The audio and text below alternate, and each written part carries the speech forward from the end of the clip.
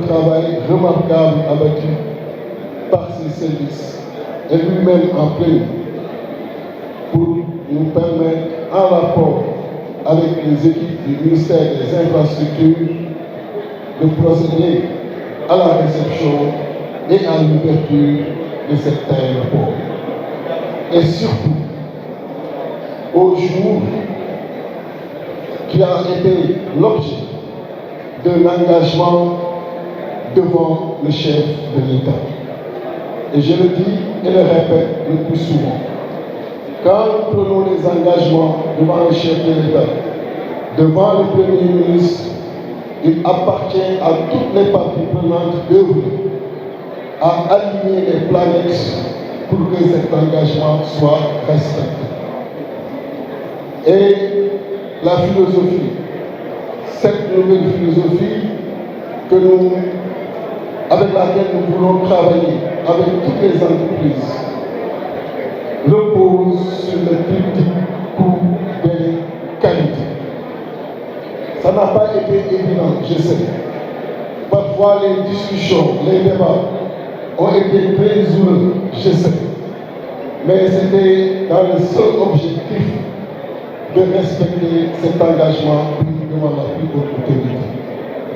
Et je voudrais à ce titre féliciter le directeur des infrastructures aéroportuaires, féliciter le directeur général de l'AIPD qui a fait avec ses équipes un travail remarquable, sous pression. Ils ont pu, avec l'ANSSI, avec les infrastructures aéroportuaires, avec toutes ces équipes, œuvrer à présenter aujourd'hui une infrastructure de qualité.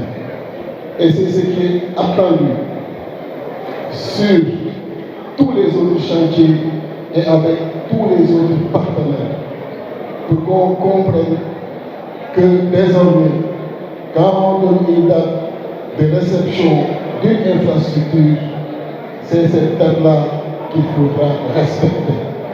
Pas un jour de plus ne sera toléré, pour la bonne et simple raison que vous le savez très bien, nous sommes le régime Jubanti.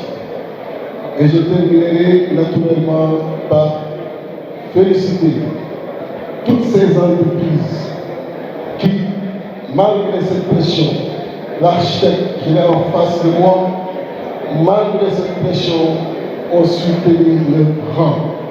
C'est important pour une entreprise qui a gagné un marché de l'État, surtout pour la réalisation d'une infrastructure d'un certain niveau, de montrer qu'elle a les capacités pour cette réalisation et de montrer qu'elle est effectivement capable de tenir son rang. Et je voudrais lancer un appel à toutes les entreprises qui travaillent avec nous sur l'étendue du territoire national, sur tous les chantiers ouverts par le chef de l'État, sur tous les chantiers en cours de réalisation, en finition, d'adopter cette même philosophie. Cette infrastructure, naturellement, vient en complément des autres réalisations du chef de l'État dans la zone avec le plan Diomaye pour la Casamance. Et quand il était là, en plus de la relance des travaux pour l'aéroport de Ziguinchor, il avait également procédé à la relance pour la réhabilitation de la rue Cap-Skirring Ziguinchor, le lycée, donc le LINAC de Ziguinchor, la pose de première pierre et énormément d'infrastructures.